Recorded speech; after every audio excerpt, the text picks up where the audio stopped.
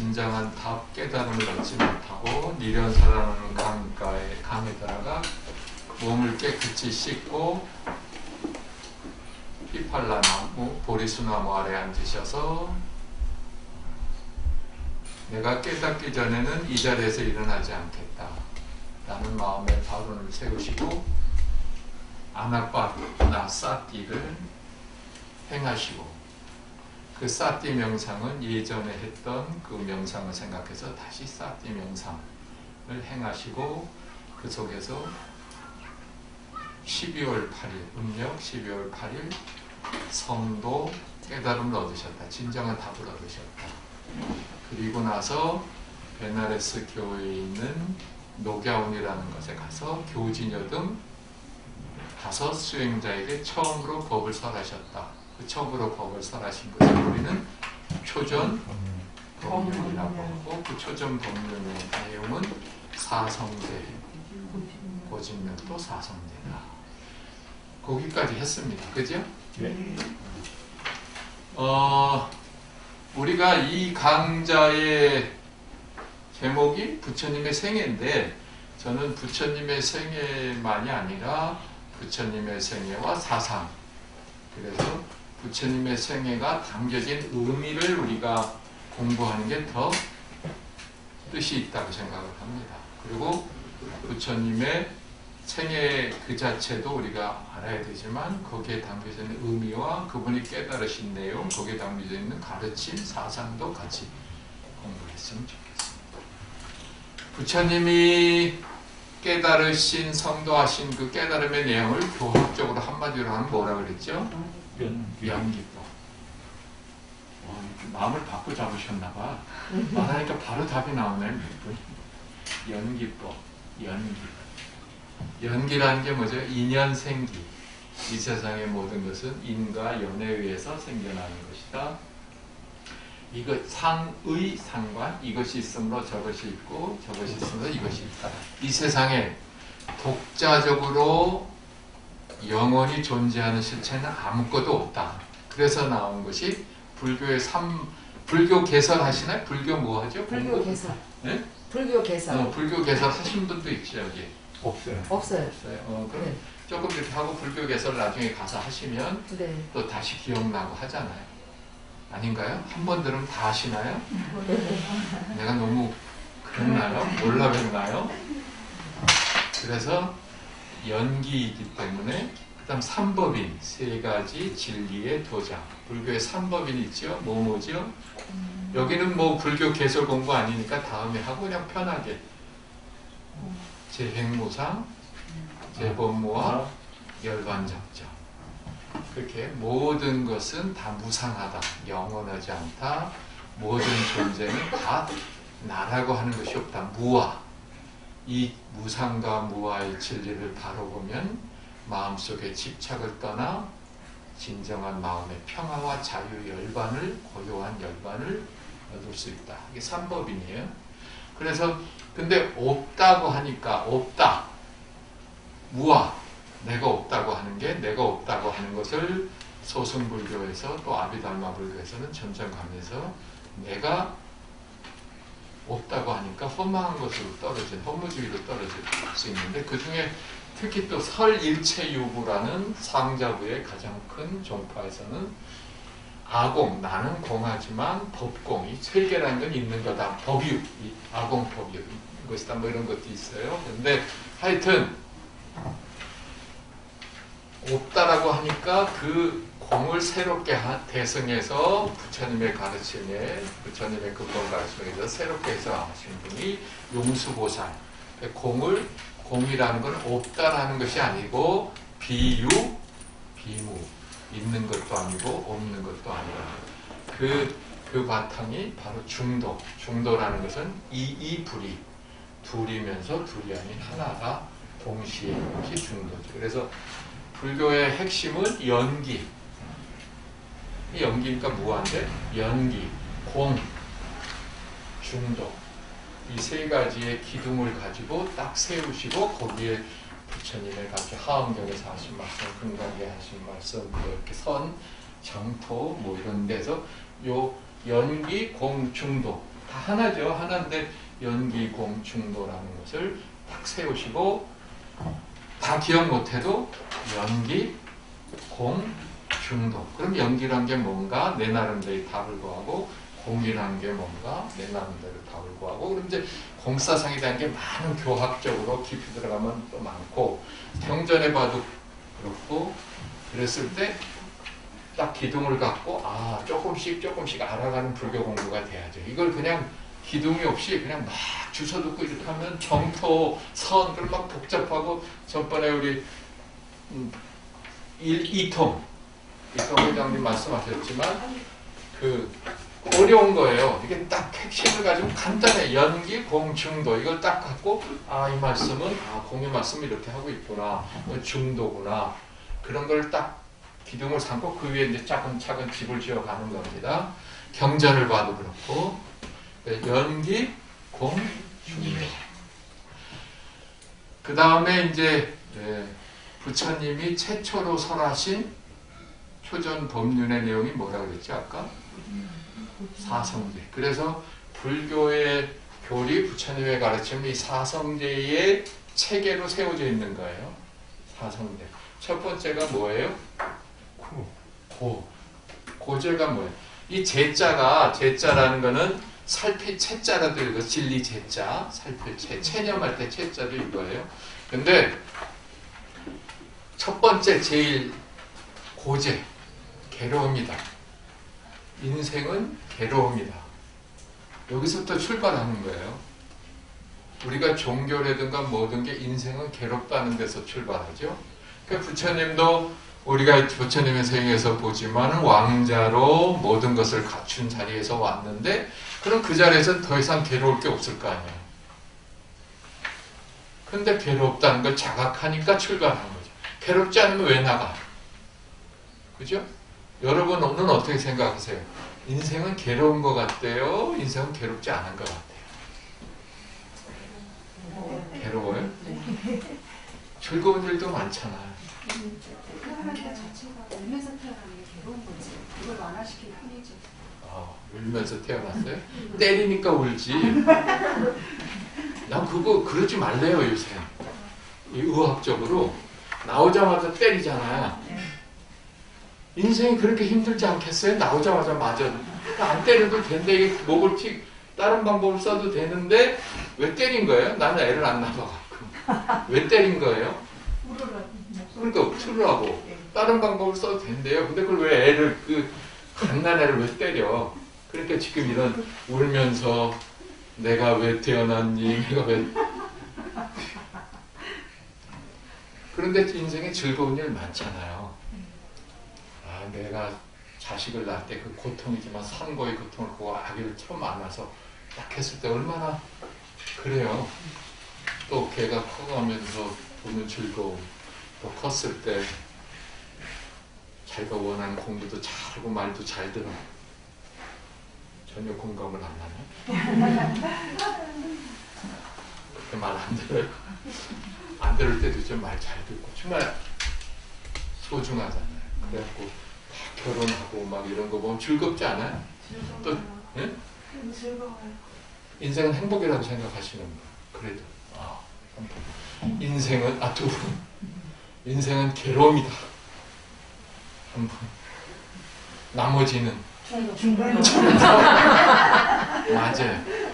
인생은 즐거운 것도 있고 괴로운 것도 있어요. 근데 왜 부처님은 인생은 괴로움이다라고 얘기했을까? 즐거움도 있는데 그 즐거움이 영원하지 않아요. 젊어서 이쁘다고 나 뻐기고 다니는데 이게 영원하지 않아요. 40, 50대면 막 주름이 생기고 영원하지 않아요. 나는 배가 부르고 좋다고 그랬는데 영원하지 않아요. 그래서 인생은 괴롭다는 고에는 듀카, 무상하다. 영원하지 않다는 게 담아져 있어요. 근데 영원하지 않은 걸 우리는 붙잡으려고 그래요. 그러니까 거기서 괴로운 거예요. 영원하지 않은 걸 붙잡으려고 그래요. 얼굴도 젊어서 이쁜 얼굴이 영원하지 않잖아요. 그러니까 늙기 싫잖아요. 그러니까 어디 가서 웃기면 이러고 웃대. 아니 늙으면 안 돼 이러고 웃어. 혹시 여기 늙기 좋아하는 분? 말이라고 하냐 그랬잖아요. 우리 반야 교수님. 누군 말이라고 하니 속으로 그랬을 거예요. 근데 늙어야 하잖아요. 영원하지 못하죠. 영원한 것은 아무것도 없어요. 근데 영원하기를 바라는 마음이 애고가 있어. 그러니까 잠깐 붙잡으려고 해요. 영원하지 못한 걸 붙잡으려고 하니까 괴로워. 그러면은 그 두 번째 집자는 괴로움의 원인이에요. 괴로움의 그런 원인이 뭘까? 왜 나는 영원하지 못한 걸 영원하길 바라고 붙잡고 있을까? 괴로움의 불교의 괴로움의 원인은 뭐라고 해요? 집착이 더 근본으로 들어가요. 욕심. 그렇죠? 영원하게 바라서 욕심내서 집착해. 더 근본은 뭐예요? 탐욕.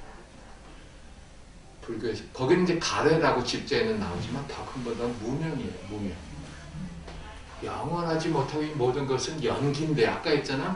연기법인데 연기인데 모든 것은 변하고 의지하고 존재하는 건데 그거를 영원하길 바라고 영원한 것에 붙잡고 있고 잘못 착각하고 있는 데서 괴로움이 들어요. 무명.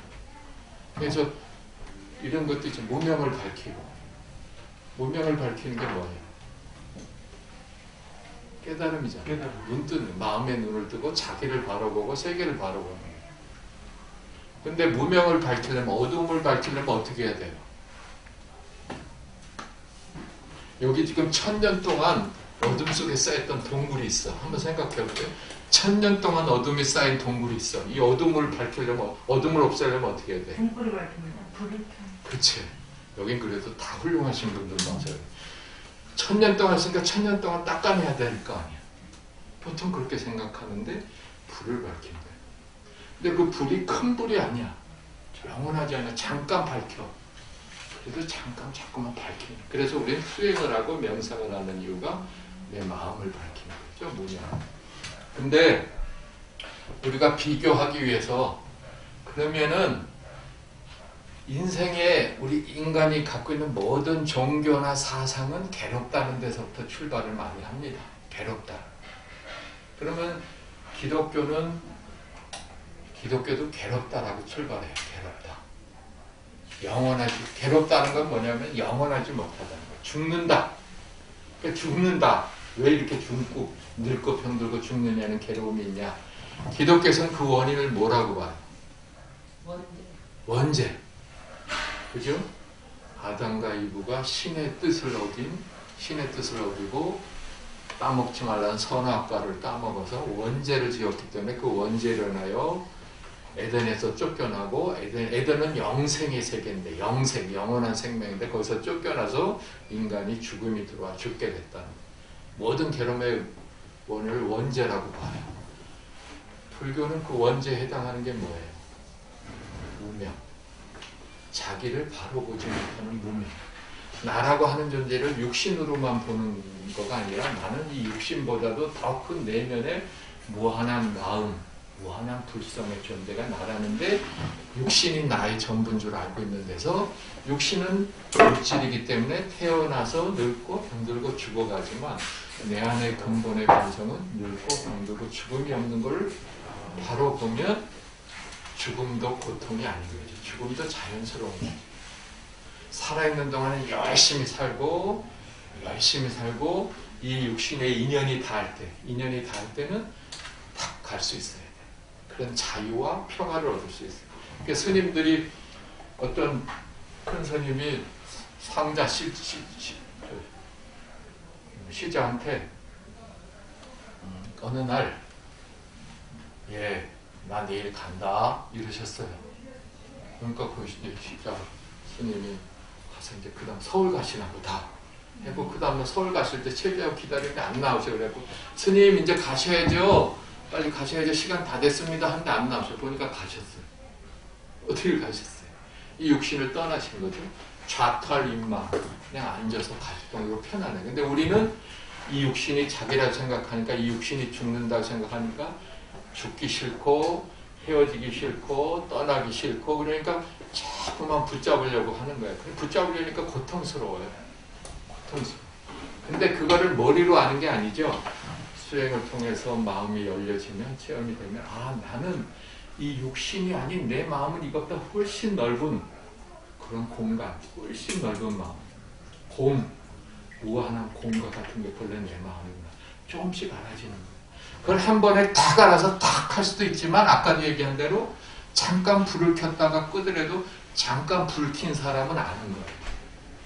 그래서 깨달음을 결과라고 생각하지 말고 저 멀리 있는 엄청난 거라고 생각하지 말고 여러분들이 간센보살 연불 한번 할 때 간센보살과 내가 하나가 될 때 내 마음이 열리네. 나라는 아상에서 벗어나서 내 안에 그런 마음으로 연불해보세요.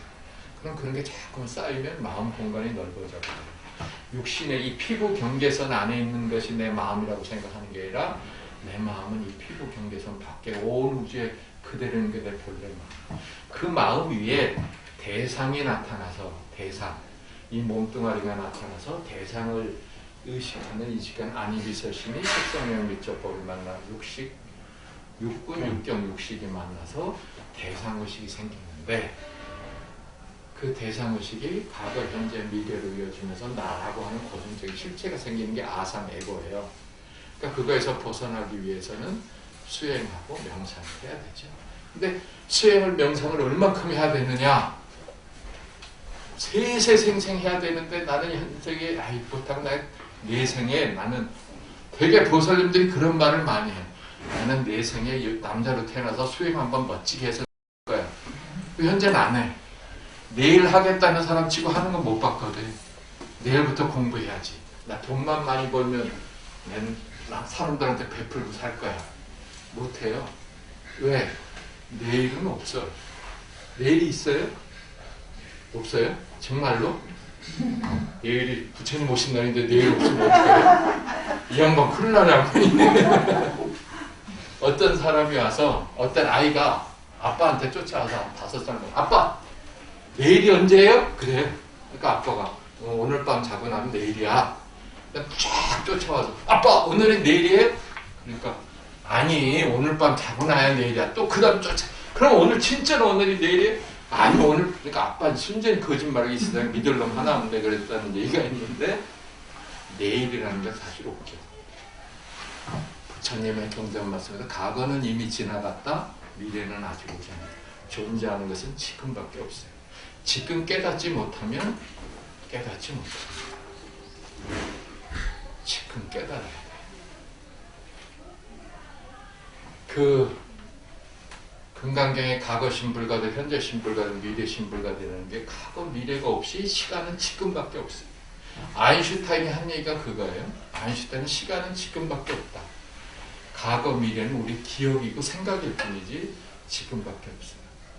그러면 우리가 깨닫는 것도 지금 깨달아야 돼요. 내가 지금 어떻게 깨달아 하는 생각. 불교 공부하는 게 그게 아니라는 걸 알아가는 게 불교 공부예요. 예를 들면 의상조사 법성계에 의상조사 법성계 아시죠? 네. 거기에 초발심시 변정각이라는 글귀가 나오는데 초발심, 처음으로 최초로 발심 마음을 낸 때 발심은 발보리심의 준말이죠. 보리 깨달음의 마음을 발한 때가 정각 바른 깨달음의 근본이다. 그럼 최초로 발보리심할 때 발심할 때가 언제? 지금. 내가 이래서 경인불교 대학원 되니까 대부분 최초 그러면 그거를 처음 수계받을 때 처음 불교 믿었을 때 이렇게 생각하는데 지금이에요. 지금 깨달아요. 그럼 어떻게 하느냐? 내 안에 뭐가 있어요? 내 근본의 본성은 뭐예요? 불성이죠. 그거에 대한 믿음. 깨닫는다는 걸 자꾸만 나라는 수준에서 뭘 열심히 노력해갖고 뭘 이룬다고 생각해요. 그럼 어려워요. 안 어렵겠어요? 나도 안 돼. 여기 종현스님 되실 것 같아? 안 돼. 누가 돼? 아무도 안 돼. 그런데 그냥 그런 거라고 착각하고 있어요. 그래서 성불하십시오. 말로만. 대승불교가 왜 일어났어요? 대승불교의 정신을 돌아가게. 소승불교는 그런 줄 알았어요. 그러니까 불교가 어려워요. 출가를 해서 전문적으로 그냥 하루 24시간 그걸 해도 될까 말까 알아한 정도 되는 거예요. 마음의 평. 알아 안 되는 사람도 그렇게 없어. 소수의 1%도 안 되는 엘리트만을 위한 가르침을 부처님이 주셨나요? 아니죠. 그럼 이 공부하시는 건 철저한 대승의 가르침에 정신에 눈을 떠야 돼요. 본내적 도리라 이제 본내 그대로가 깨달으면 번뇌를 다 없애버려야 깨달음이 된다면 누가 되겠어? 나 옛날에 가사장삼 걸치고 있을 때 남들이 보면은 멀쩡하게 생기고 야, 저 사람은 마음에 욕심도 없고 화도 안 낼 거다 생각을 했는데 이 안을 들여다보면 더러워서 보일까봐. 그죠?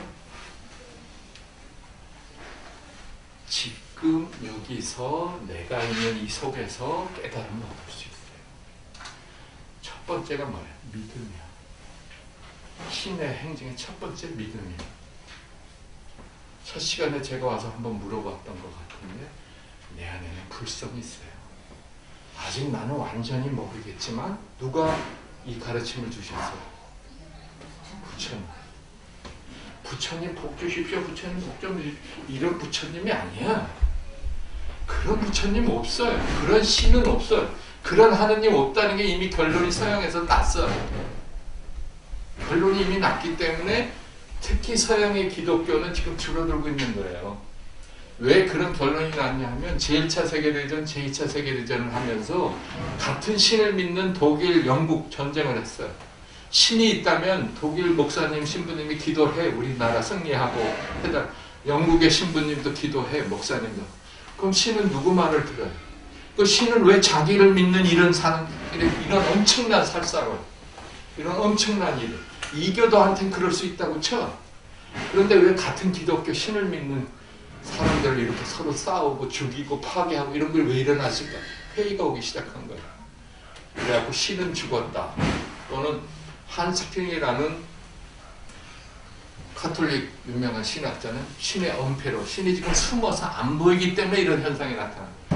아무리 뭐 얘기해도 그건 그냥 자기 합리화를 위한 논리죠. 근데 지금은 뭐야? 신은 인격적인 신은 없다. 하늘나라에 있다 그래서 끝까지 가봤는데 하늘나라 끝에 은하수 끝에 가도 없어요. 비인격적인 신은 우리의 마음의 본성이고 우주의 진리 자체가 신이지 내가 이렇게 봤을 때 너 나 믿으면은 잘해주고 넌 나 믿으면 혼내줄 거야 이런 신은 없다.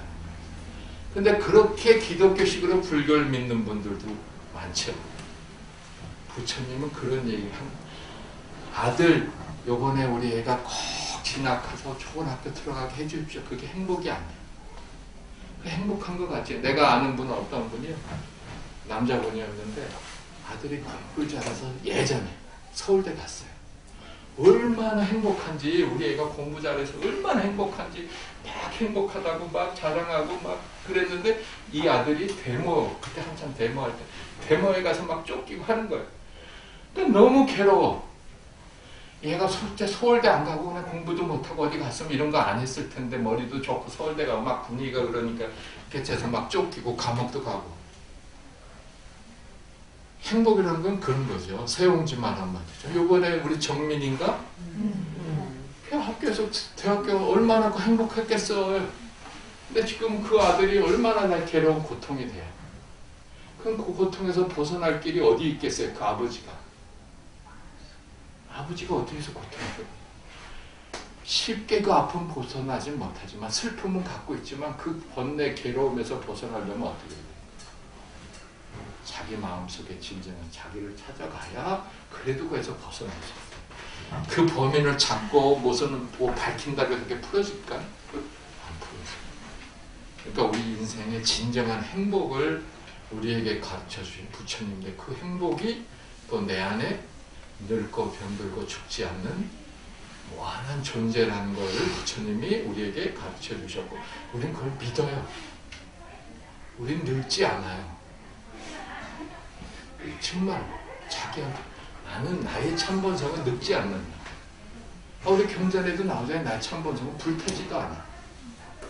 나의 참본성은 늙지도 않고 병들지도 않고 죽지도 않아. 그 바탕 위에 나는 마치 바다가 파도를 치듯이 대상의식이 나타나서 이 몸뚱아리를 가지고 살아가는 거예요. 근데 이 몸뚱아리와 내 삶이 근원의 무한한 본성과 연결되어 있고 그것이 나의 참 본성인 줄 알고 살아가면 이 살아가는 동안에도 그렇게 허덕이지 않아요. 집착으로부터 자유롭고 훨씬 행복해. 훨씬 자유롭고. 물론 이 몸뚱아리를 가졌기 때문에 아프기도 하고 우리의 삶의 가정을 가지고 삶이 있기 때문에 문제도 일어나고 힘든 것도 있고 슬픈 일도 있어요. 그러나 내 근본의 본성을 찾고 있기 때문에 그것이 나를 막 휘둘리지 않아요. 그리고 실제로 내 안에 있는 무한한 공덕의 에너지가 들어오기 때문에 훨씬 내 삶도 원만해져요. 난 그런 걸 느껴요. 그래서 늙는 것도 몸이 늙는 것도 천천히 늙어요. 믿습니까? 믿습니다. 그런 믿음을 가져보세요. 그 믿음이잖아. 그러면 뒤늦게 믿습니다. 그런 믿음을 갖고 그 다음 뭐 해? 수행은 왜 해? 수행은 뭘 얻으려고 수행하는 거 아니에요. 뭐 얻으려고 수행하니까 어려워요.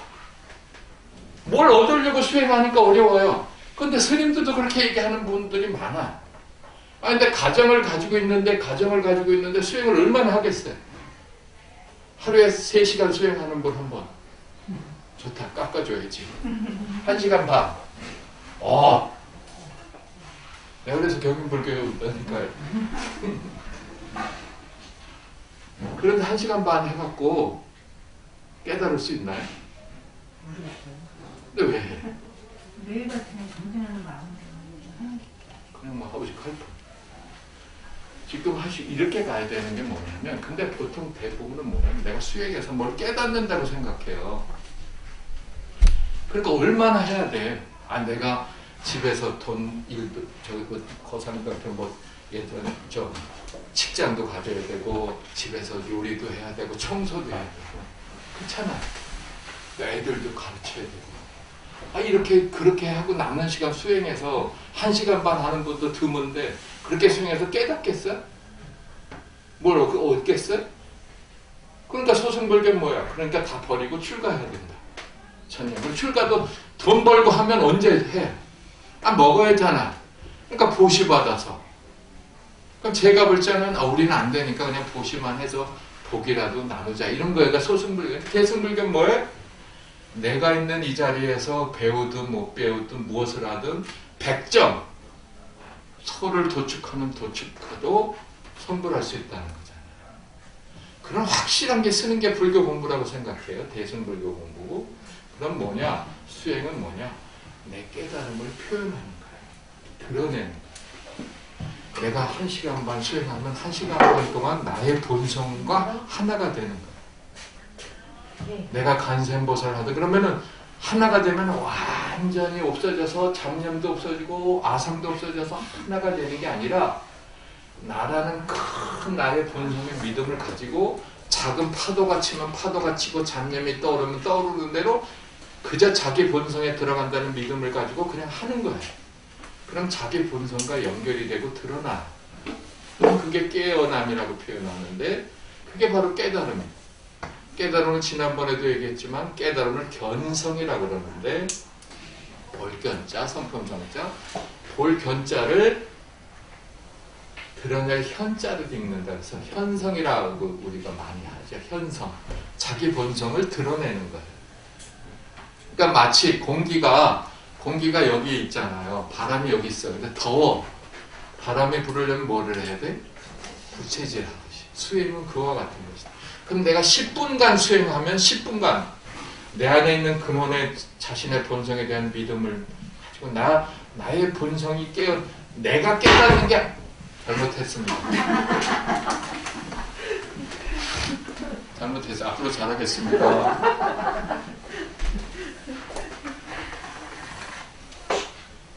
여러분 수행을 하거나 대승불교 뭐냐면 깨달음은 나하고 상관없어요. 이거 공부하시는 분 잘 깨달음은 나하고 상관없어요. 내 안에 본성이 드러나는 거예요. 오직 나는 할 뿐. 나에게 맞는 만큼 믿음을 가지고 10분 동안 연부를 하든 참선을 하든 명상을 하든 10분 동안 하면 내 안에 있는 본성이 드러나고 어느 순간엔 깨어날 때가 있어요. 그것이 깨어날 때는 아주 희열과 겁에 좋을 때도 있고 순간 산매에 들어갈 때도 있고 이런데 그런 현상이 중요한 게 아니고 그런 현상이 오든 안 오든 나는 내 안에 있는 본성에 대한 불성에 대한 믿음을 가지고 그 불성을 드러내기 위한 이 작은 에고가 큰 나의 본성과 하나가 되는 마음으로 어떤 수행이든 명상이든 하시는 것이 그것이 깨달음 깨어남이라고 생각합니다. 그것이 대승불교입니다.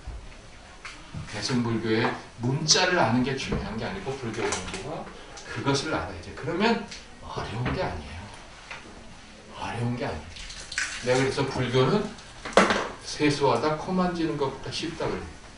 오늘 세수하다 코 못 만진 분 있으세요? 얘기하세요. 내가 코 만지게 해드릴게요. 누워서 떡 먹기보다 더 쉬운 게 세수하다 코 만지는 거예요. 그런 믿음을 가지고 그런 생각과 견해를 가지고 수행하고 그럼 내 안에 게 점점 드러나니까 매일매일이 달라져요. 매일매일 자기가 느껴요. 자기 안에 변화가 나고 오늘도 내일도 똑같은 것 같지만 달라져요. 얼굴엔 자기가 모르게 미소 지을 일이 자꾸만 생기고 그런 기운의 에너지들이 나한테 모여져요.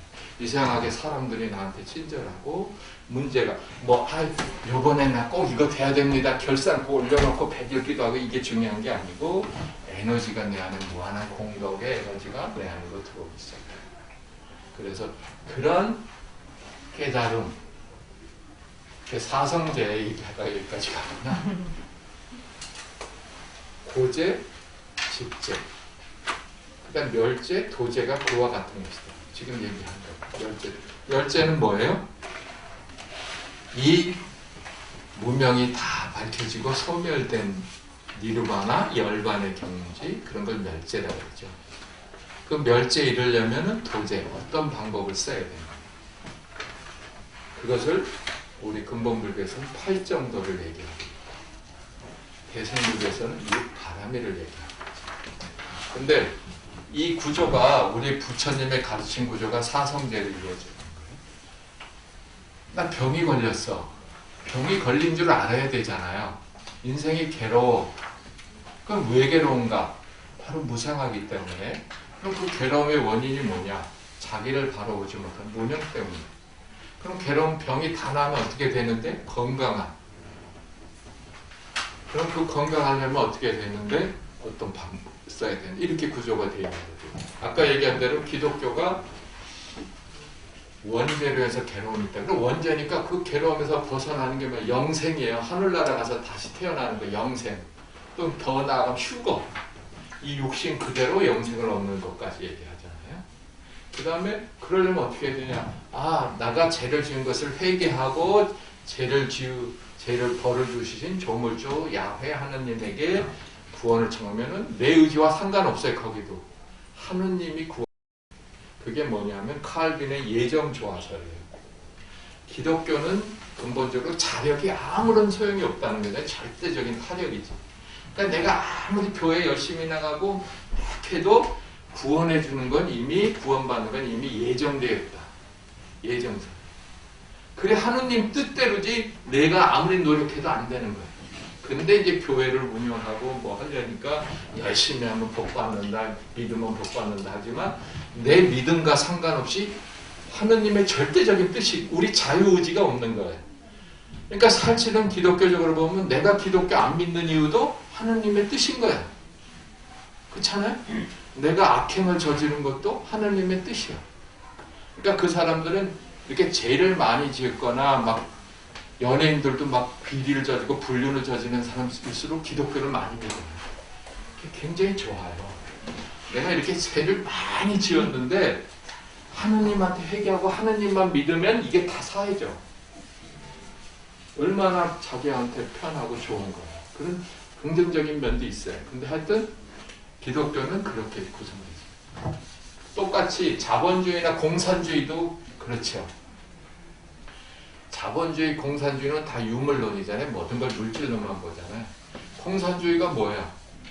똑같이 나누면 다 행복하고 고통이 없을 텐데 물질적으로만 보니까 똑같이 나눠 먹지 않고 자본가가 그러니까 이걸 프롤레타리 혁명에서 뺏어갖고 똑같이 나눠야겠다는 게 이런 공산주의고 공산주의 근본은 원시공산주의나 유신공산주의는 하여튼 똑같이 나눠 먹자는 거예요. 근데 그 프롤레타리아 혁명이나 이런 저 사회 공산주의는 뺏어서 나눠 먹자는 거. 근데 이제 자본주의는 뭐냐? 똑같이 나눠 먹으려는데 나눠 먹을 빵이 없다. 그러니까 빵을 크게 구워야 된다. 이게 자본주의. 근데 거기 둘 다 무슨 문제냐? 물질적으로만 보는 거죠.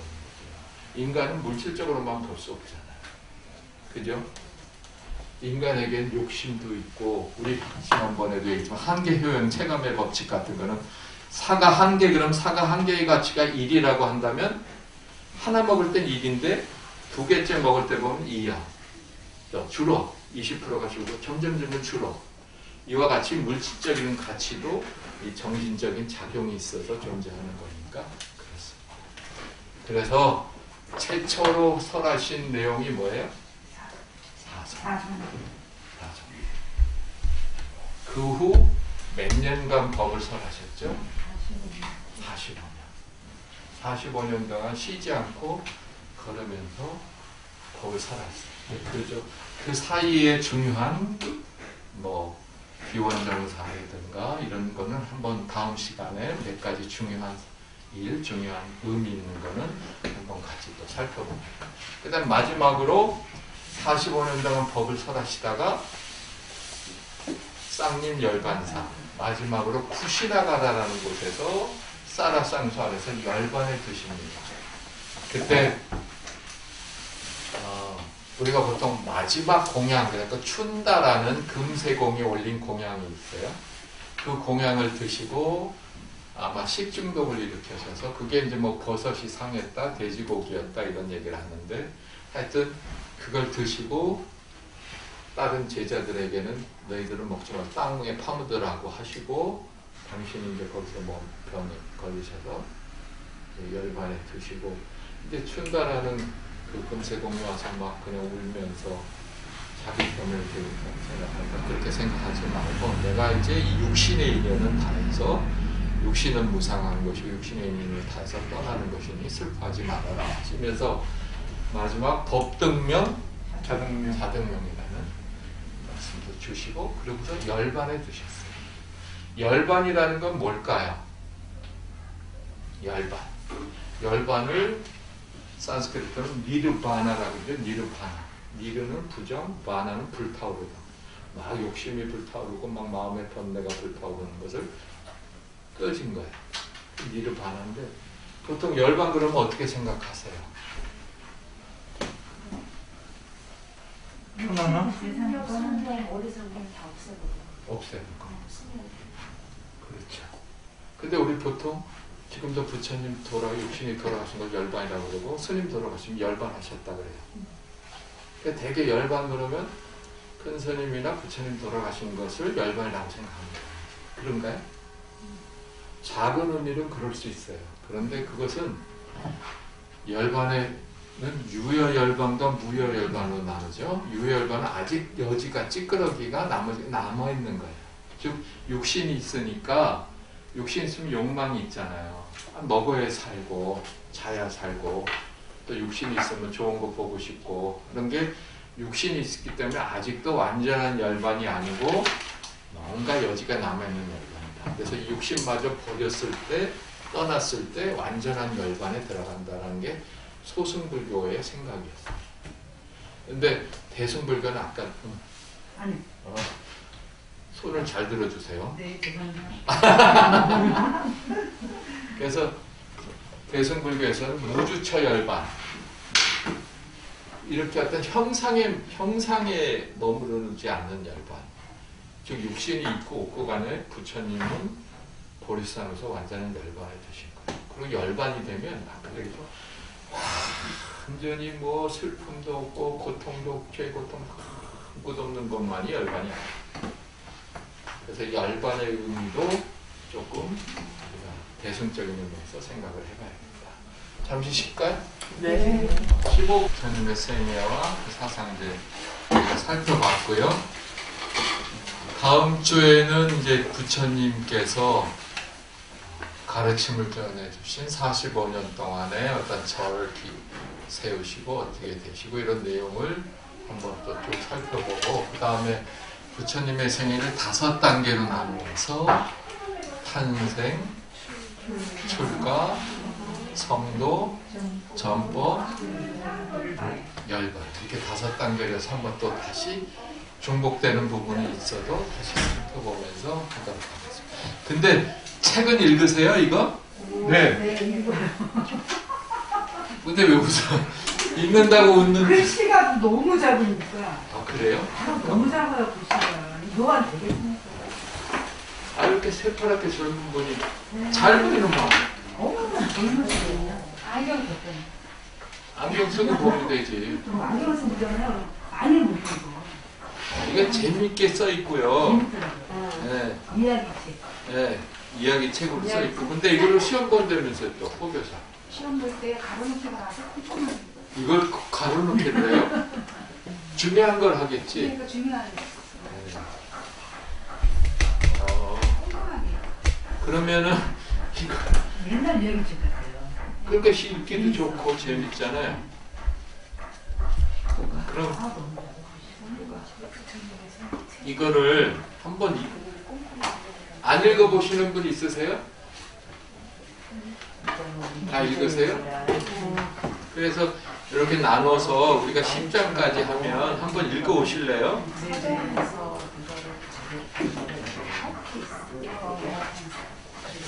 다음 주까지 우리 4장까지 읽어오실래요? 4장까지. 네. 전법. 우리 3장까지 우선 읽어오시고 3장까지. 그래서 한번 제가 질문한다 그러면 또 안 오실라. 질문 안 할게요 하고서 할게요. 질문 안 할게요. 근데 하여튼 읽어오시고 그 다음에 우리가 다음 주에는 4장에서 5장 6장, 7장, 8장, 9장이 거의 다 그러네 뭐. 이게 전법 하신 내용이니까 그거를 한번 제가 이렇게 중요한 부분만 한번 같이 살펴보는 걸 그렇게 진행하겠습니다. 그러니까 3장까지는 우리가 이제 했던 내용을 좀 이야기적으로 또 구체적인 내용이니까 그거에서 한번 읽어보고 또 같이 얘기해 주시면 좋겠어요. 와서 우리는 그런 걸 잘 안 하고 낯설어 하는데 공부해온 걸 이렇게 좀 발표도 하고 이런 게 공부에 가장 좋거든요. 눈을 안 마주치네. 그래서 3장까지 한번 공부하시고 한번 중요한 거 이건 참 의미가 있다 그러면 또 와서 한번 같이 얘기도 하고 이렇게 하겠습니다. 그리고 4장부터는 저도 한번 읽어보고 또 거기에서 중요한 일 같은 거는 우리가 다음 시간에 같이 강의하기로 하고요. 오늘은 그동안 했던 것을 한번 시험을 보도록 하겠습니다. 웃으신 분은 누구세요? 그렇게 좋아하는 분부터 우리 같이 한번 국민학교식으로 한번 해볼까요? 도솔레이상 군대 안 갔다 오셨죠? 도솔레이상 비람강생상 사문유관상 유성출가상 설산수도상 수화항마상 노곤전법상 쌍림열반상.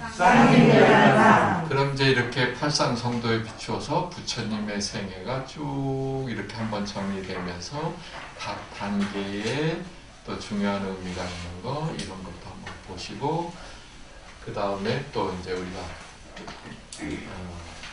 6째 시간, 7째 시간에 다시 한번 또 정리하고 이러면은 우리가 요번 강좌 대학관 하면서 이제 부처님의 생애는 누구한테도 이야기하고 할 수 있지 않나 생각을 해요.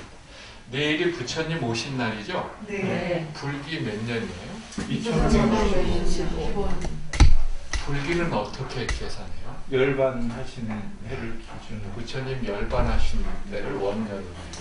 서기는 예수님의 하지만 예수님 탄생하시고 4년 후부터 하던가? 그런가? 나도 그거 모르겠어요. 아니 그런가? 예수님은 모르겠어요. 그거는 남의 집 일이니까 우리가 관심 가질 필요가 없잖아요. 근데 하여튼 불기는 부처님이 열반하신 해를 원년을 해서 우리가 불기를 칩니다. 그러니까 내일이 부처님 오신 날인데 부처님 오신 날에는 우리가 연등을 답니다. 연등을 다는데 연등의 의미, 연꽃의 의미도 한번 연등의 의미도 사는 게 부처님 오신 날 하는 행사 중에 가장 의미 있는 게 뭐예요?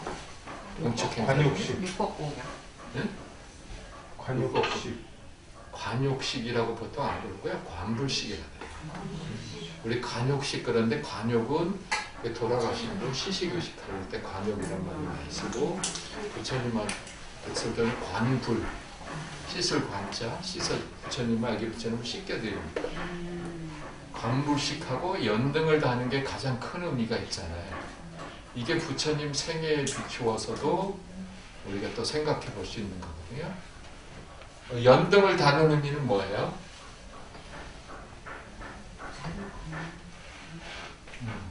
등불을 밝히는 저희 마음의 등불을 밝히는 아니에요. 연등 밝히는 건 우리 복 받으려고. 복은 받는 게 아니고 복은 짓는 거고 짓는 거보다 공부하시는 분이 조금 더 나가면 복은 주는 거고 복은 쓰는 거다. 대부분의 사람은 물질적인 또는 아상 에고 차원에는 복을 받길 바래요. 근데 조금 우리가 공부하면 지어야 받을 수 있으니까 복을 지어야 된다고 하죠. 그러나 더 근본은 이미 복은 아까도 대승불교 얘기했지만 복은 이미 우리 안에 갖추어져 있어요. 내 안에 있는 복을 쓰는 거예요. 그래서 연등을 다는 의미는 마음의 등불을 밝혀서 내 안에 있는 복을 찾고 쓰기 위해서 등불을 밝히는 거죠. 연꽃의 의미는 뭐예요? 연꽃. 연등이 연꽃을 상징하고 있잖아요. 연꽃이 담기는 의미는 뭘까요? 미안합니다. 대학반에서 인문반 같은 얘기를 하니까 영 시덥지 않게 쳐다보시고 그쵸? 눈을 마주쳤게 내가 물어봅니다. 시덥지 않게 보시잖아 지금. 대학반, 응? 아 농담이에요. 진짜. 근데 연꽃의 의미는 뭘까요? 청정함. 그러니까 진흙 속에 피었어도 진흙에 물들지 않는 진흙은 우리가 살고 있는 우리 욕망의 세계를 의미할 수 있죠. 그러니까 청정함이 우리 살고 있는 삶의 현장을 떠나서 저기 산속에 저 멀리 절에가 아니라 우리 삶의 현장에서도 내 마음의 등불을 밝히고 깨달음을 실현하는 것에 의미가 있고 두 번째 또 하나의 연꽃의 의미가 있어요. 이건 국가 비밀인데 제가 특별히 경인불교대학 대학반 강의 와서 알려드린 거예요. 전혀 안 믿는 얼굴이야. 응? 화생으로 태어나길 바라는 마음? 뭐라는지 못 들었어. 화생. 화생. 화생에서 연꽃을 극락생. 아 그래요. 나보다 더 심오하셔. 그 말도 의미가 있어. 근데 연꽃의 하나의 의미는 동시인과.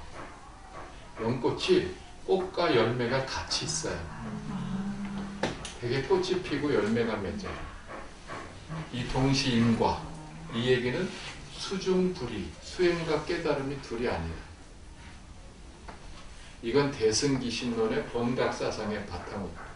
본래 우린 깨달음이 있어요. 아까 한 우리 사성대에서 제가 한 얘기하고 같은 맥락이에요. 수행과 깨달음이 둘이 아니에요. 수행을 많이 하는 원인을 지어서 결과에는 깨달음을 얻는 게 아니라 우리는 본래 깨달음이 이미 있는 거예요. 수행은 그 깨달음을 드러내는 거예요. 그러니까 왜 연꽃을 우리가 상징을 두는 두 번째 의미는 동시인과. 그래서 아까 수행하고 명상하고 염불할 때 그 순간이 바로 지금 내가 하는 10분 동안 내 안에 있는 무한한 본성이 하나가 되고 드러난다는 마음을 한번 해보세요. 그러면 막 지금 내 안에 있는 충만함이 그대로 내 안에 들어와요. 막 내 안에 있는 기쁨과 희열이 뭐 나중에 열반 때 하겠지만 상락아정 같은 사덕이 열반의 사덕 같은 공덕의 에너지가 내 삶에 들어와요. 그럼 연불 하는 그 순간 10분 동안 일심으로 됐을 때 내 안에 있는 무한한 충만한 기쁨이 내 안에 들어와요. 그러면은 그 기쁨과 충만을 연꽃과 같이 내가 사는 이 욕망의 세계에서 그냥 사는 거예요. 살아가면서도 어느 것에 물들지 않는 내 안에 있는 집착하지 않는 자유와 평화를 얻을 수 있다. 절대로 수행을 쫄땡살 내가 대견해 이럴 거야 이런 마음으로 하지 마세요. 내가 수행을 계속 생각해서 막 해서 된다는 거는 대승이 아니야. 그리고 수행하는데 너무 막 명상할 때 내가 그래요. 명상할 때 뭐냐면 미소를 머금고 하라는 거야. 천천히. 근데 그냥 명상해야지. 이 심오한 걸 하는데 연불한 관전불한 그러지 말고 즐거움, 기쁨, 내 안에 불쌍 그게 웃겨요. 내가 이렇게 웃긴 줄 몰랐다 하고 내 안에 있는 기쁨을 가지고 왔어요. 그러면 하루 24시간 30분, 15분을 내 안에 있는 본성과 만나는 시간, 내 본래 마음자리로 돌아가는 시간, 그런 시간이라고 생각하고 수행하고 명상해보세요. 하루에 매일 그럼 그 15분이 그럼 어디서 해? 절에서, 집에서. 연꽃이 어디 펴요? 진흙 속에서, 내 삶 속에, 내 삶 속에서. 그러면 절에는 왜 와? 절에는 왜 와요? 그걸 잃어버리니까 그걸 다시 세우고 거울을 보기 위해서 절을 하고. 부처님 불쌍해. 왜 절을 해? 부처님 불쌍하고 내 편성을 찾고 물론 스승으로 감사하는 의미를 담고 있지만 다시 와서 내 마음을 새기기 위해서 절에 오고 본문을 듣고 불교 공부를 하는데 어디서 실천해야 돼? 내 삶 속에 매일 15분 하고 계시죠? 네. 웃는 분은 뭐예요? 하고 계시죠?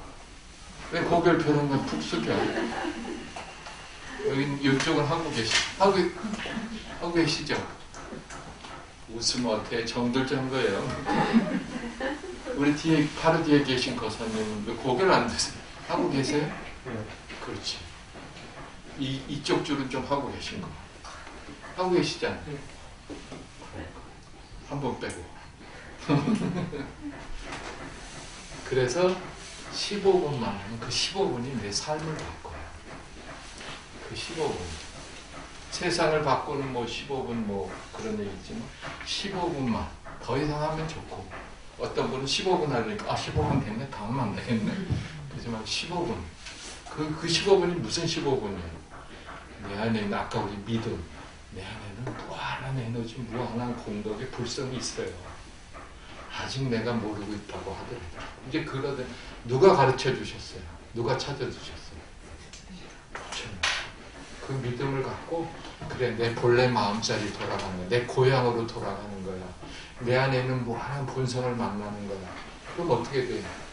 그 시간이 애인을 만나는 것 같이 즐거운 거예요.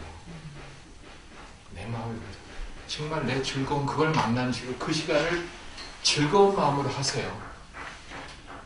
뭐 이거 수행은 뭐 수행해봐야 뭐 저 수행을 막 어렵고 힘들게 생각하지 말고 그냥 15분 내가 앉아서 집에도 뭐 막 불상 부처 꾸민 부처님 모시는 게 아니라 부처님 어디 계세요?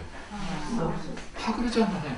그러면 그냥 앉아서 나는 명상하는 사람들 방석 하나 놓고 이부자리 옆에 방석고 세수만 하고 아침에 일어나서 그냥 앉아서 명상하는데 명상은 뭐하러 하느냐? 내 안에 있는 본성을 만나는 시간.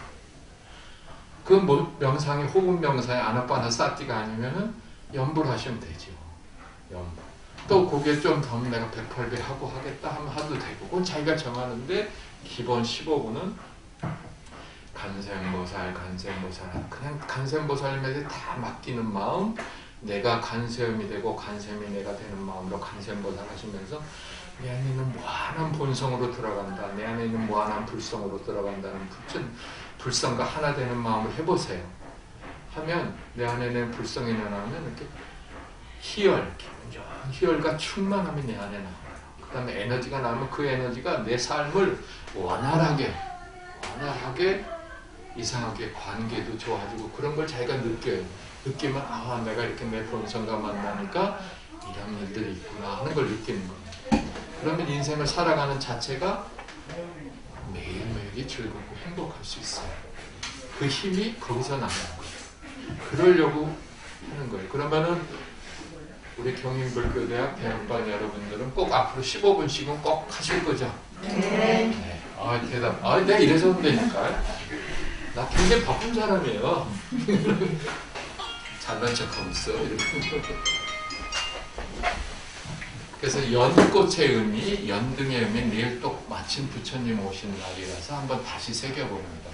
연꽃의 의미는 바로 내 삶의 현장, 내 가정에서 내가 일하는 이곳에서 삶의 현장에서 꽃을 피우는 것과 같이 세상같이 똑같이 욕망과 갈등의 사바세계에 살고 있지만 그 속에서 내 안의 본성을 찾음으로 해서 거기에 물들지 않는 마치 배는 물 위에 떠 있어야 돼요. 그죠? 배가 물 위에 떠 있지 않고 산에 있으면 아무 소용없고 쓰레기예요. 배는 물 위에 떠 있어야 돼요. 근데 물이 배 안으로 들어오게 해서는 안 돼요.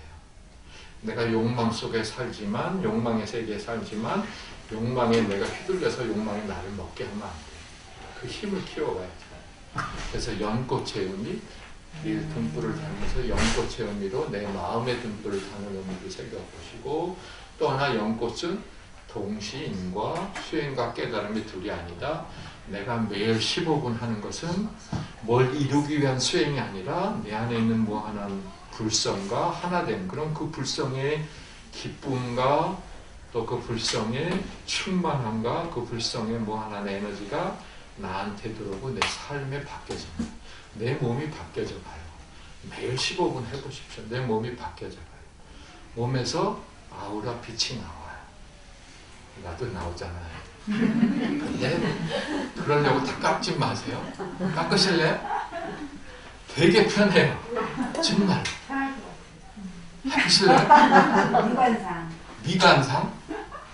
아니 깎아도 이쁘시겠어요. 깎아봐요. 그럼 깎죠? 아니, 저기 여기 뭐 머리 깎는 순간 당황한 것 같아. 근데 이걸 밀면 뭐 이제 불교에서는 무명초라 그래서 밀지만 그것과 상관없이 굉장히 편해요. 세수하다가 이렇게 해도 되고 편해요. 어디까지가 얼굴. 어디까지 얼굴인지 모르고 그렇게 좋아요? 그렇게 기분 되게 나쁘네.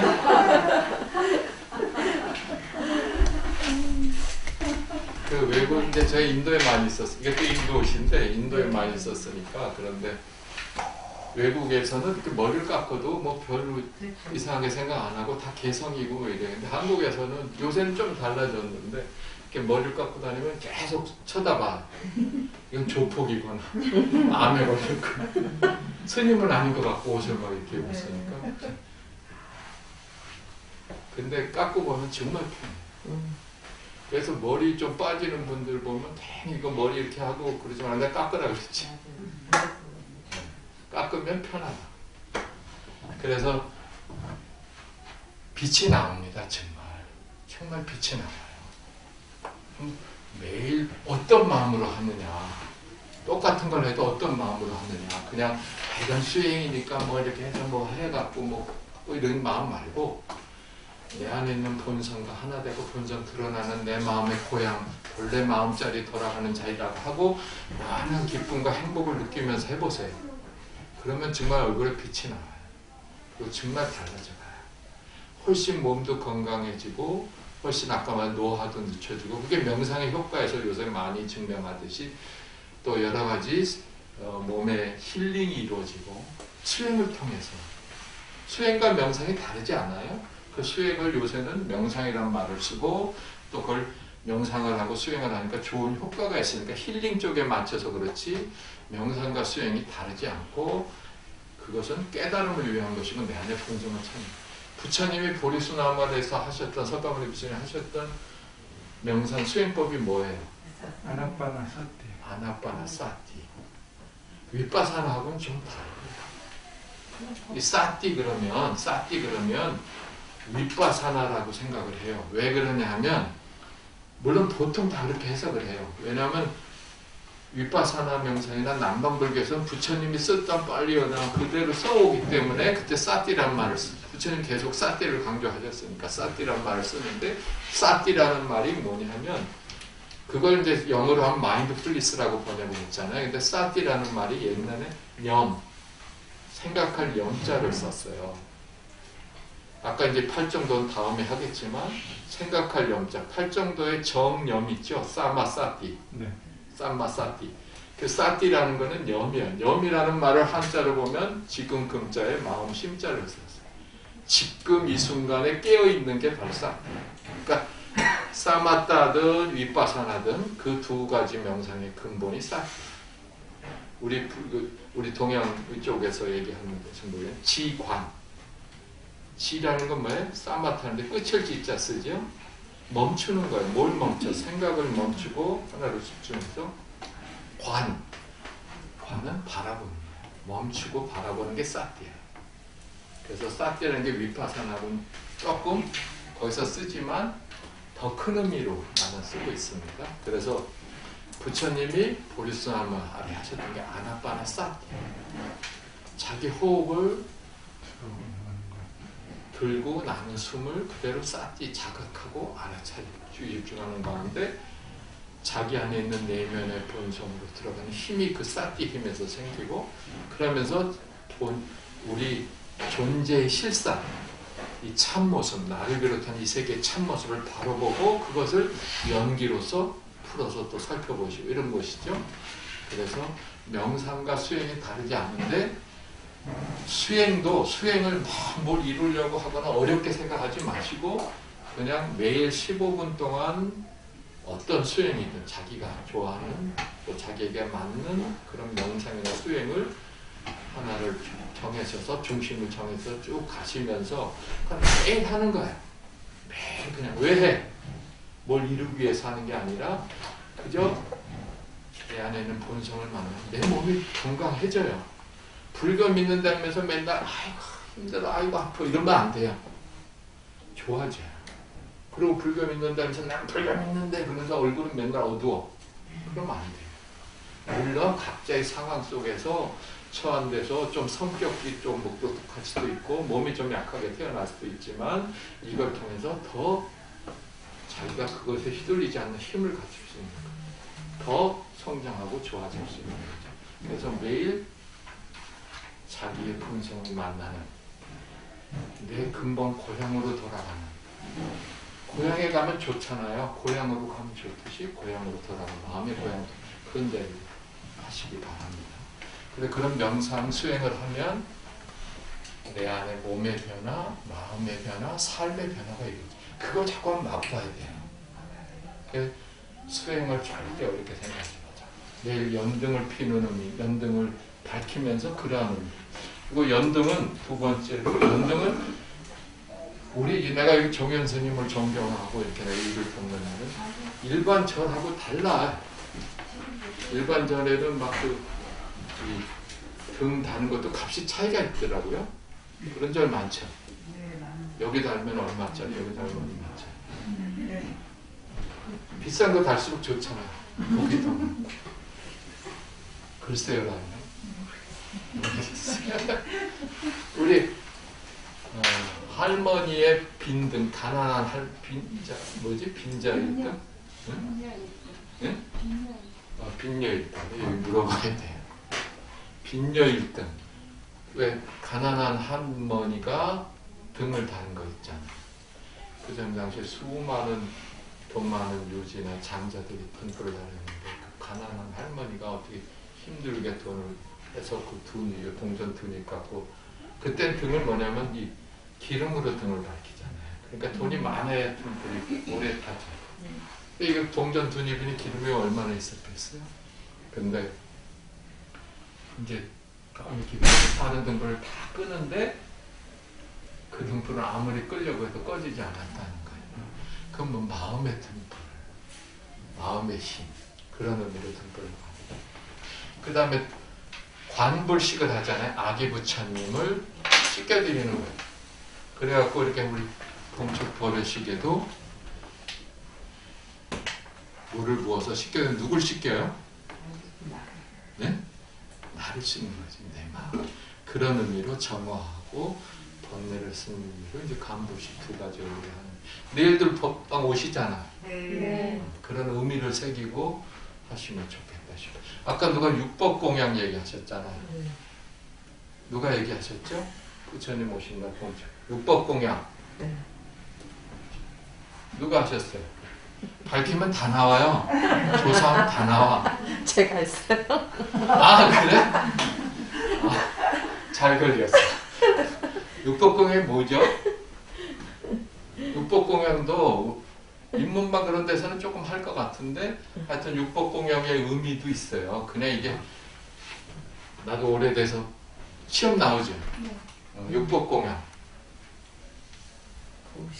뭘 올려요? 뭐?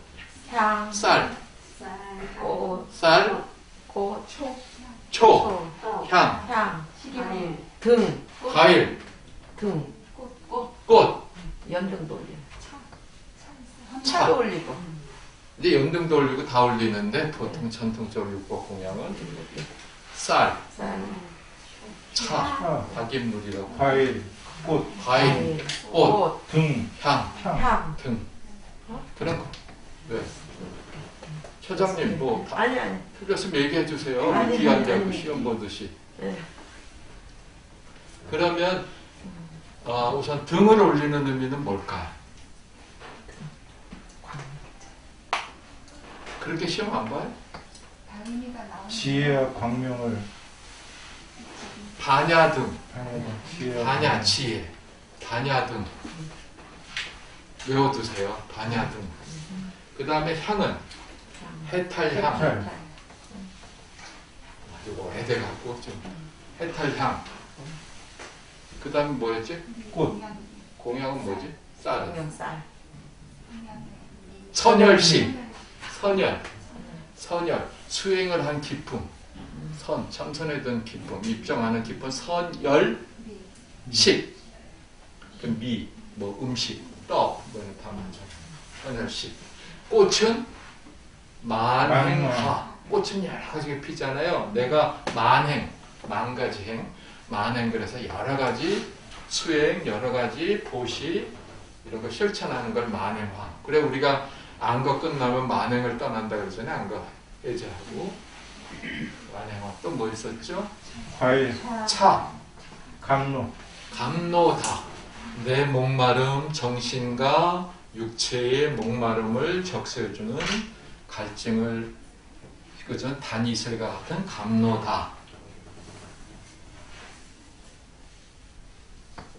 또 하나. 과일, 보리과. 우리 회장님 있어서 다행이다. 너 얘기를 빨리빨리 해주셔야지. 보리, 깨달으면 열매잖아, 열매.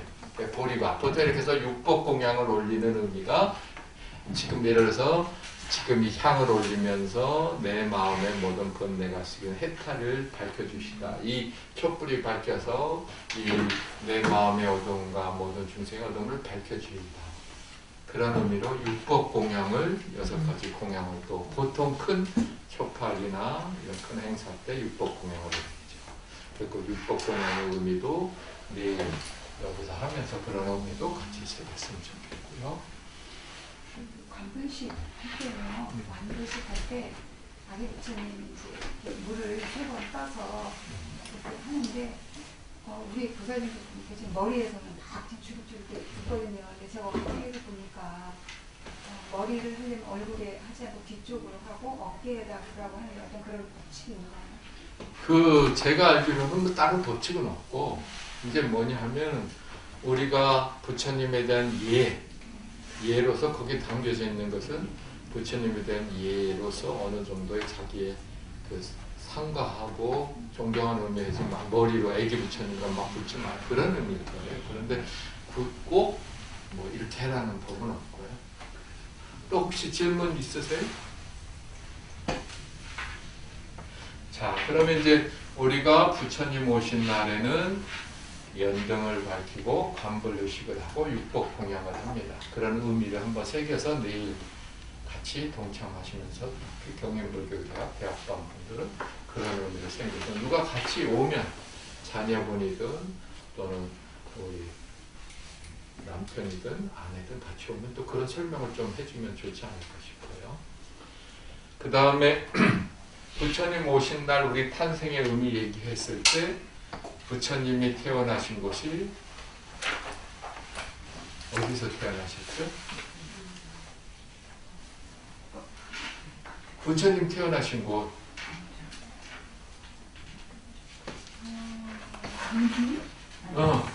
아니 이걸 이렇게 심각하게 아니 여러분 여기서 이러시면 안 됩니다. 아 내일 부처님 오신 날이고 우리 부처님 생일인데 부처님 태어나신 곳을 자꾸 다 하고 한 분 룸빈이 갑자기 물어봐서요. 룸빈이 동산에서 태어나신 거 우리가 기독교 신자처럼 그걸 달달달 외울 필요는 없지만 기본은 성탄지 부처님 태어나신 곳이 어디예요? 룸빈이 동산. 우리 보통 룸빈이 그러니까 룸빈이. 그러면 부처님이 깨달으신 곳 붓다가야. 붓다가야. 그럼 부처님이 처처로 전법하신 법을 설하신 노교우 베네레스 교회 노교우 부처님이 열반하신 곳 푸시나가 그래 이게 4대 성지예요. 여기에 또 8대 성지 뭐 이렇게 하는데 4대 성지는 아래잖아. 부처님이 태어나신 날 음력 4월 8일 부처님 출가하신 날 2월 8일. 부처님 성도하신 날 12월 8일. 부처님 열반하신 날 2월 15일.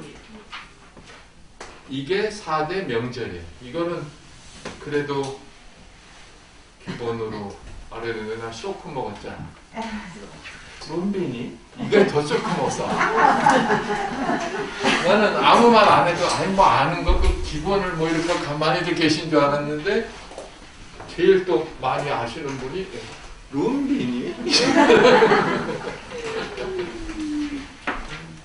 룸빈이 동산에서 태어나신 것, 또 거기에 지금 우리가 그때 했던 거 동서남북 아기 부처님이 오른쪽 옆구리에서 태어나셔서 동서남북 일곱권을 믿고 하늘과 땅을 가리키며 천상천하 유아독전 삼계계고 아당안지란 말씀을 하십니다. 거기에 담겨진 의미, 거기에 바로 부처님께서 이 세상에 오신 일대사 인연으로 오셨다, 법방에 일대사 인연으로 오셨다는 뜻이 거기에 있다.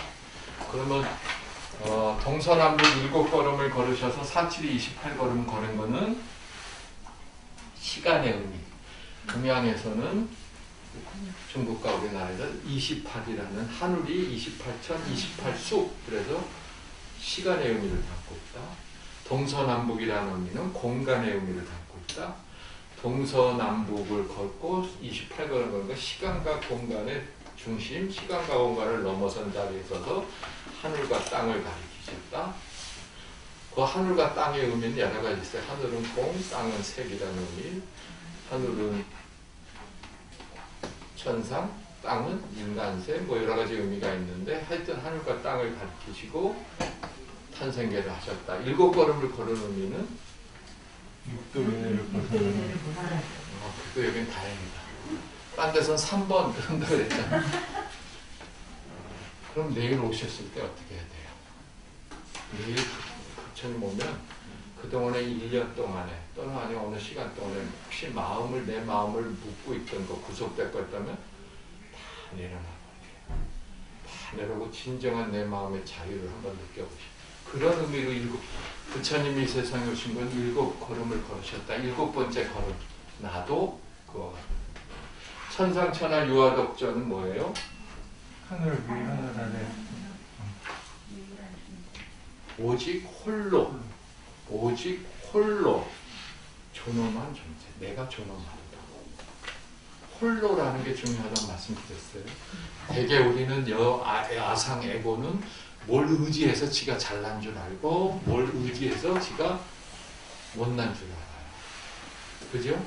내가 돈이 많으니까 내가 잘난 줄 알고 내가 권력이 많으니까 잘난 줄 알고 내가 좀 없으니까 못난 줄 아는데 부처님이 찾으신 것은 밖에 있는 모습은 무상하고 연기적이고 누구나 그 내면에는 무한한 존엄한 홀로 어느 것에도 의지함이 없이 홀로 존엄한 존재라는 거죠. 그러면 내가 뻐길 것도 아니고 내가 비굴해 할 것도 아니고 남한테 가서 기죽을 것도 없고 남을 무시할 것도 없어요. 밖에 있는 모습은 다르지만 그것만 보는 게 아니라 그 근본까지도 볼 수 있어야죠. 밖에 있는 모습도 보지만 그 근본까지 보는 게 중도직견이라는 게 중도직견. 그 다음 삼계계고 아당한지 삼계가 모두 고통의 괴로움인데 내가 마땅히 이를 편하게 하리라. 여기서 나는 누구예요? 나잖아요. 서가모니 부처님이 대표 선서를 했지만 나잖아요. 그러면 나를 힘들게 하는 게 누구예요? 나. 정말 그래요. 알아야 돼요. 그걸 머리가 아니라 연사해요. 나를 편하게 하고 나를 행복하게 하는 게 누구예요? 내가 내 삶을 바꿀 수 있다는 어떤 힘을 내 안에서 가지고 있어요. 그러기 위해서는 내 안에 일어나는 번뇌나 생각, 감정에 휘둘리는 것부터 벗어나는 힘을 가지고 그 다음 내 안에 무한한 에너지를 찾으면 이 주변의 삶도 아까도 말했듯이 바뀌어져 갈 수 있다. 그래서 부처님이 룸비니 동산에서 오른쪽 옆구리로 태어난 건 우엽탕생선. 오른쪽 옆구리로 태어난 게 뭐라 그랬죠? 왜 오른쪽 옆구리 탄생한 의미가 뭘까요? 왼쪽으로는 하다고 사성평등. 사성평등. 꼭 그렇게 얘기하시는 게 아까 얘기하시니까 룸비니 특별한 꼭 끝을 올려. 다 맞는 게 뭐 특별한 뭐라 그러셨죠? 조금 아까. 인도에서는 오른쪽으로 그래 네. 성스러워. 네. 그래 두 분 다 맞고 뒤에도 맞으시고 그래서 오른쪽은 성스러운 쪽을 얘기해요. 왜냐하면 왼손은 화장실에서 쓰고 오른손은 밥 먹는 데 쓰면서 합장을 합니다. 성과 속이 둘이 아니다. 더 나아가면 우리 태성에서 번뇌와 보리가 둘이 아니다라는 의미. 너와 내가 둘이 아니다. 그것은 옆구리라는 것은 브라만 하느님 창조주의 머리에서 브라만 계급이 태어나고 팔에서 크샤트리아 계급이 태어나고 무릎에서 바이샤 계급, 발에서 수드라 계급이 노예 계급이 태어났는데 배라는 건 중앙이잖아요. 중심. 그러니까 사성평등. 더 나아가면 모든 생명은 평등하다. 모든 만물은 평등하다는 정신을 나타내고 있다. 그래서 내일이 마침 부처님 오신 날이 돼가지고 그런 의미를 한번 지금 다시 그동안 했던 걸 정리해봤어요. 근데 정리하길 잘했어요. 은빈이? 근데 맨날 놀려먹을 거야. 은빈이? 그 다음에 부처님께서는 하나의 큰 일대사, 하나의 큰 일을 하러 오셨다. 인연으로 오셨다. 그 일대사 인연이 뭐라 그랬죠? 중생들에게 불지견을 계시 열어서 보여서 깨달아서 들어가게 하시기 위해 오셨다. 부처님에게는 뭐예요? 아까 연기, 공, 중도인데 우리가 수행이나 명상적인 차원은 우리 내면의 본성은 나의 참 본성은 나의 참 모습은 무한한 불성의 공이라는 거죠. 공의 의미는 단순히 없다라는 게 아니라 비유, 비무면서 무한한 절대를 바로 공유하고 있다. 이런 말씀입니다. 그래서 그러한 일대사 인연으로 이 세상에 오셨다. 내일 정말 부처님 오신 날 우리 공부하는 이 시간하고 겹쳤어요. 부처님 너무 좋죠. 네, 그래서 지금 한번 부처님 오신 날의 의미를 다시 한번 새겼는데 내일 봉축 행사를 하면서 단순한 의식적인 행사가 아니라 그 의미를 한번 다시 새겨보고 또 그 의미를 새기면서 내가 구체적으로 마음으로 체득할 수 있도록 체험하고 싶어요.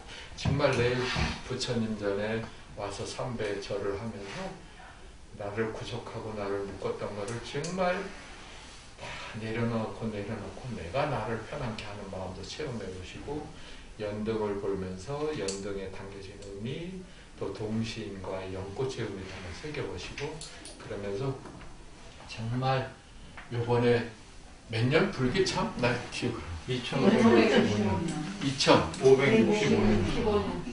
불기 2565년 부처님 오신 날이 우리 경인불교대학 대학번 여러분들에게 더 의미 있고 특별한 그런 부처님 오시는 날이 됐으면 합니다. 오늘 이렇게 한 것 중에 혹시 질문이나 하시고 싶은 얘기 있으면 내일은 예문에 좀 색다른 게 팔상 예문을 하거든요. 부처님 오신 날. 아 그래요? 그러니까 내일 그거 잠깐 설명 좀.